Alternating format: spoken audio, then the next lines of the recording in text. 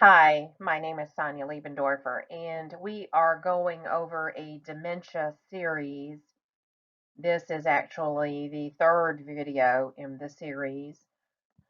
The first video was an overall picture of the different types of dementias. The second video was on vascular dementia. And now we are covering Lewy body dementia, because vascular and Lewy body are the two most prominent types behind Alzheimer's disease. So we're going to go through this first part and cover some material. I didn't want to cover everything in one part because it is entirely too long.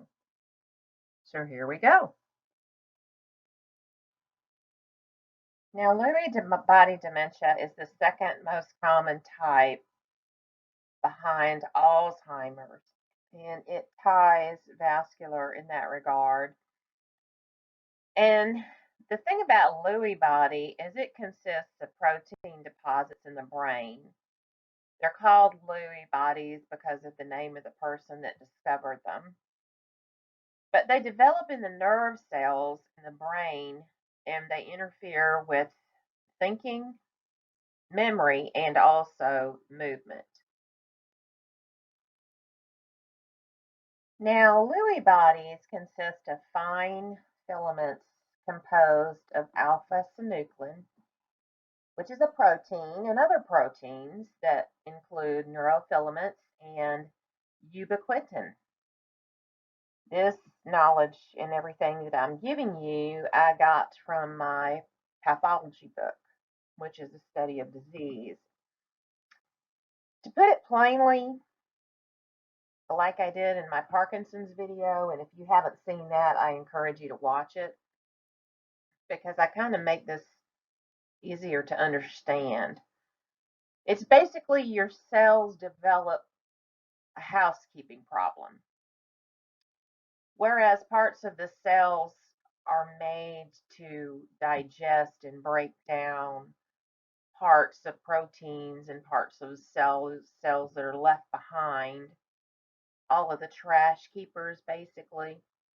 What happens when we get older is that instead of parts of the body's cells cleaning up all around all and getting all the trash out like they're supposed to, they let it accumulate instead. And once you let all of this trash and these broken proteins build up, it just becomes a lot more difficult for nerve impulses to navigate. And we're going to go over that again, like I did in the Parkinson's video, in just a couple of slides. But first, I want to show you exactly what the Lewy bodies look like. The sad thing about Lewy bodies is they're only diagnosed after death, post-mortem, because they're see-through and you really can't see them, and they really don't show up without a special stain. So what I have a picture of here is the actual stain of someone who had their Lewy bodies identified after death. And you can see, because of their texture and their translucence, without the staining, you would just see right through them. You wouldn't really be able to see them. It's kind of like a jellyfish in the ocean that is transparent and you just see through it. So you really don't know if it's there unless it stings you. Then that makes you aware that it's there. Then you might see the outline in the water. But before that, it can be kind of elusive and be difficult to see. Now, if you've seen my Parkinson's video, this picture is going to look familiar to you, because at the bottom here, I show you about the difference between a non-Parkinson's brain and a Parkinson's brain. And you'll notice the areas that look like little ridges at the top. It's actually an open area where nerve impulses jump across. It's called a synapse. So this area of the brain, whenever it becomes filled up with these little trashy deposits of protein that the cells don't break down, you have a brain that looks like the bottom part of the picture where you see all of those crevices are filled in. That's where you start to have the problems with the nerve impulses being able to travel across and get to where they need to be. Now, the thing that you need to realize with Lewy body dementia is with Parkinson's, the Lewy bodies are pretty much confined to the substantia nigra part of the brain. It's the midbrain, and it's dopaminergic neurons. What happens is, as it progresses, all these Lewy bodies start showing up in other parts of the brain.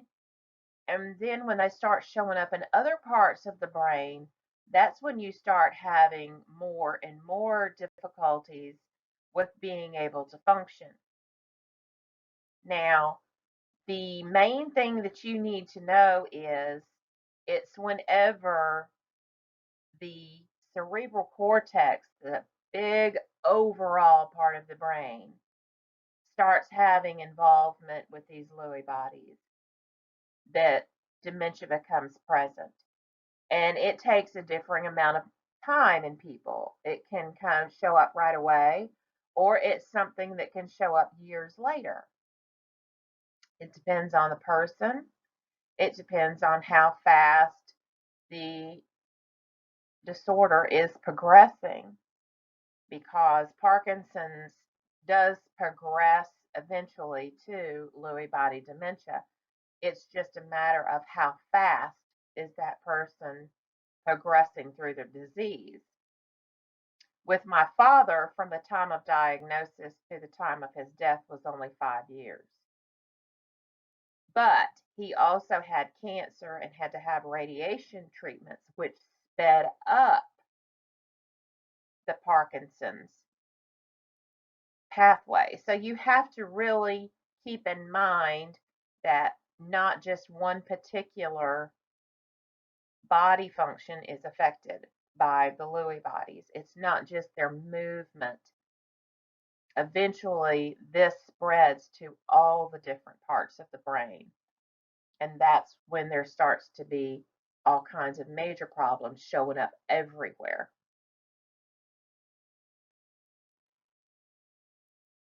And the two real things that I want to stress here is that it is a progressive illness. There is no cure.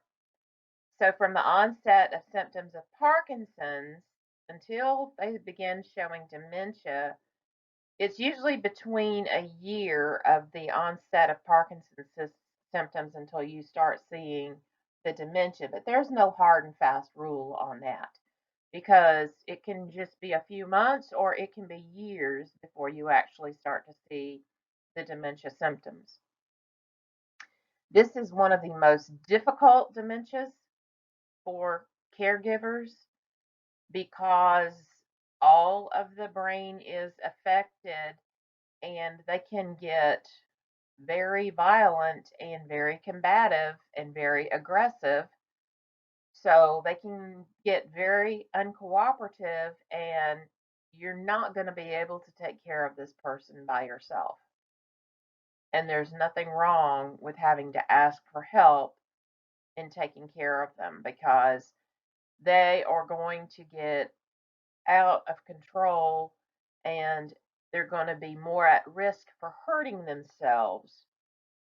So do not hesitate to ask for help when you need it, because actually before you need it, try to make sure that you have some healthcare agencies in place to help you with this, because it can get very difficult very fast, and it literally can change overnight in terms of their behavior.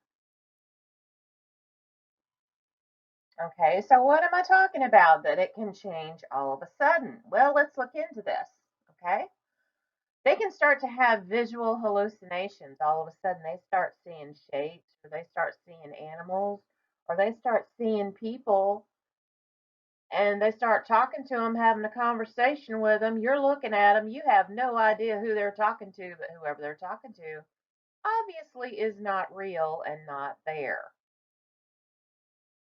So this kind of thing can happen all of a sudden, and you start getting concerned, like, okay, what's going on that we're doing this odd behavior? Then the movement disorders of Parkinson's, the tremors and the resting tremors and the problems with gait can get even worse. So expect getting around to become even more of a problem. They have poor regulation of body function. They get to where they have problems with dizziness because blood pressure and heart rate are all over the place, or they start having problems with constipation or initiating urine flow.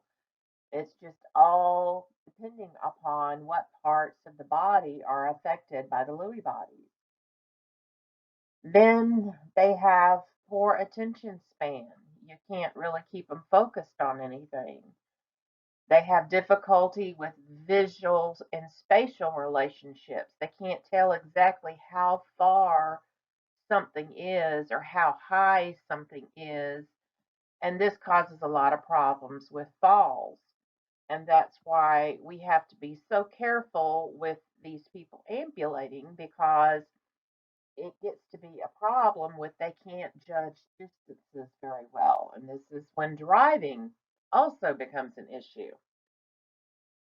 If they're having movement problems, they have no business driving. Let me say that. Because if they are having problems with their movement, their feet, the reason they have what they call the Parkinson shuffle, they have difficulty judging their next step.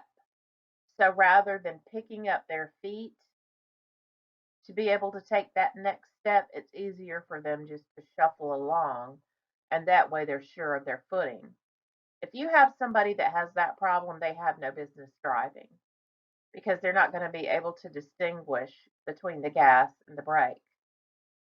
And I say this because one of the first signs we had with my father with his Parkinson's progressing was he had a accident where he backed into a concrete wall and he hit the gas instead of the brake going into reverse. Then we noticed the inappropriate laughter, and that was another sign that something was wrong. He thought it was funny that he did this, and that was not at all my father, because ordinarily he would not think it was funny at all that he did this. He would have been gravely concerned about the fact that it happened, and about concerned about my mother, who was also in the car, but he thought it was funny. And I had to tell him, Dad, this is not really good that you're laughing about this, because it's not funny. This is something that's concerning, that you can't tell between the brake and the gas. You shouldn't be driving anymore. So just be aware of that. Then you have to watch out for them at night when they're sleeping, because they can act out in their dreams and clobber you if you're one of those that sleeps with them. My parents got to where they slept in different beds because it was just too much activity at night. They don't have the tremors when they're sleeping. That was the interesting thing about Parkinson's. There's no tremors when they sleep. It's just when they're awake and they're resting and they're not actively doing something that they have the tremor. Then they have fluctuating attention spans. They're drowsy sometimes. They have periods where they just stare off into space and don't say anything. They take really long naps.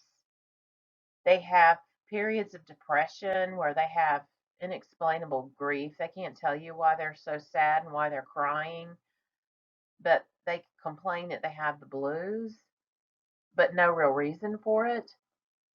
And then they go into having apathy. They just have a loss of motivation to do anything. They just don't care. So these are the steps that they go through, and these are the things that you have to watch for.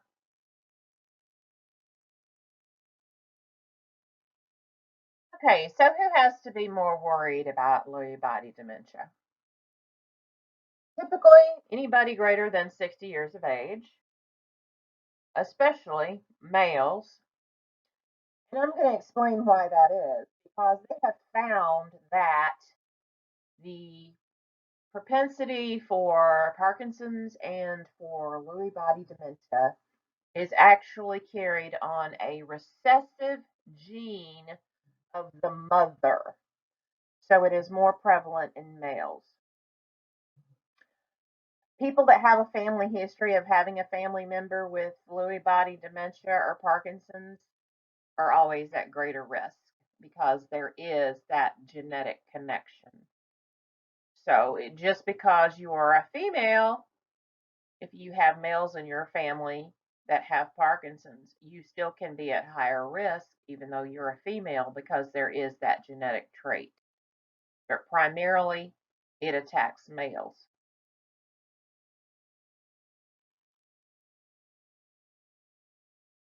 Lewy body dementia complications are it's often misdiagnosed as Alzheimer's or some other form of dementia, but unfortunately, Lewy body is far more progressive and advances a whole lot faster than the other dementias.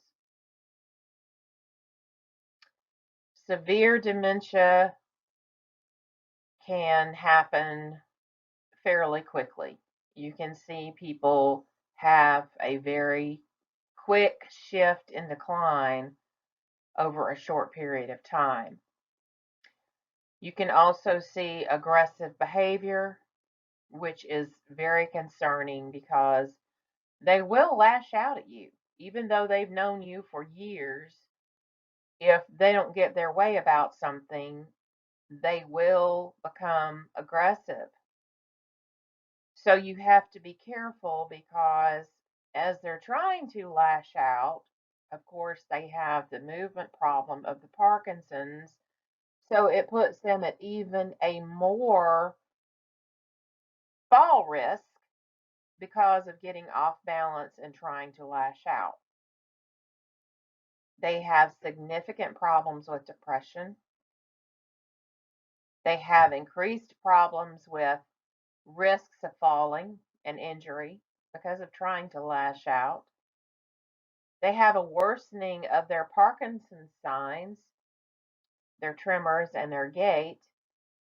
And so a lot of doctors just want to go up on their Parkinson's medications. Well, there's a catch-22 with that because you reach a lot of diminishing returns in which no matter how much medicine you throw at Parkinson's, the shuffling of the gait and the tremors can actually get worse with more medicine instead of lessening.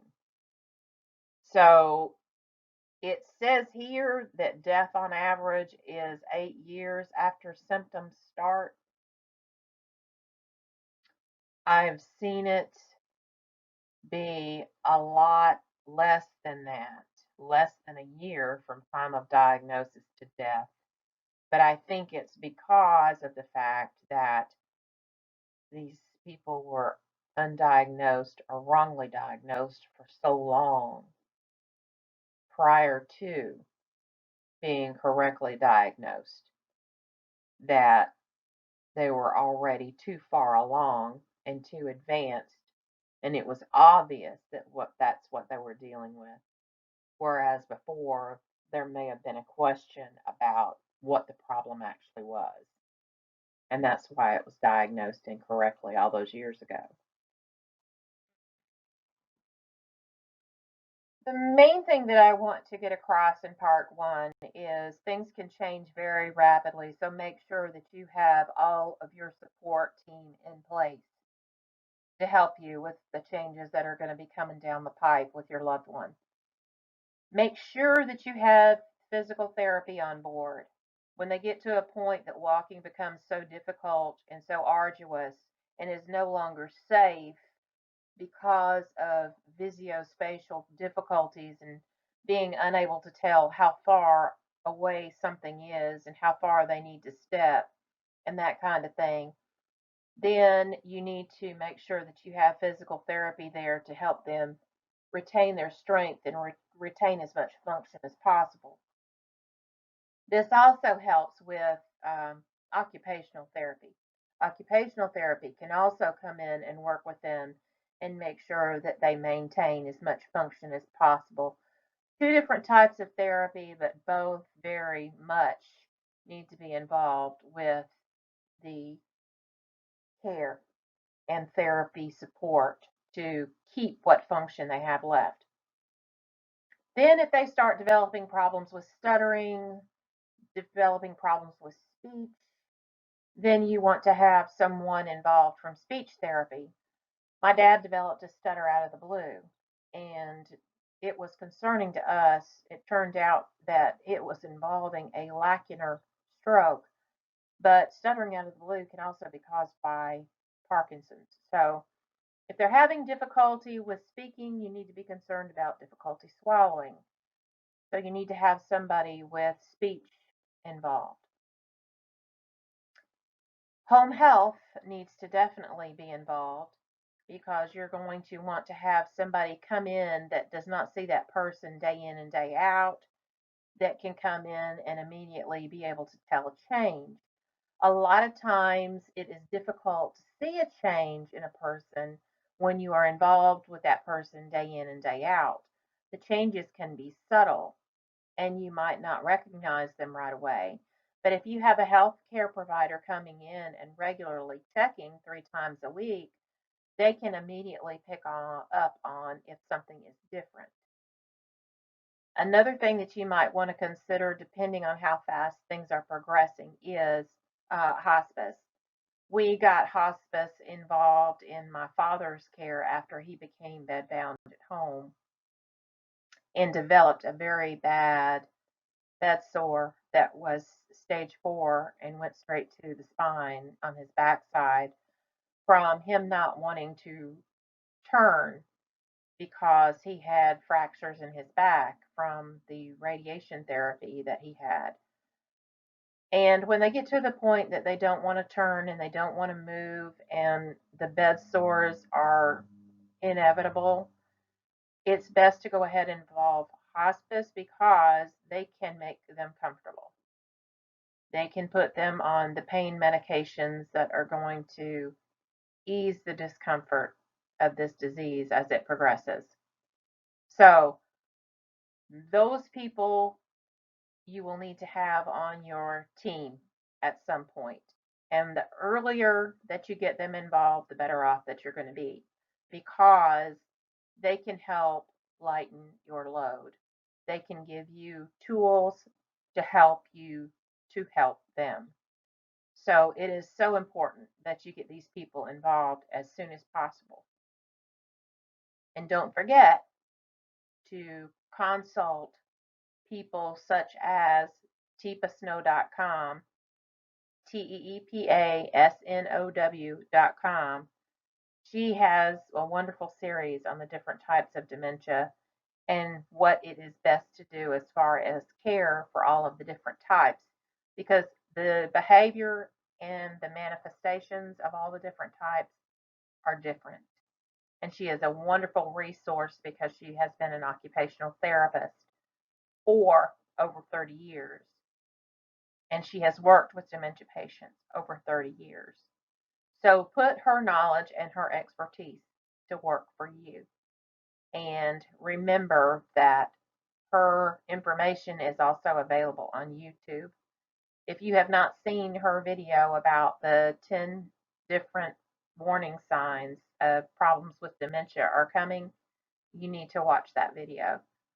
I will be including all of the links to that in my second part series, but right now this is gone long enough and I don't want you to be on information overload.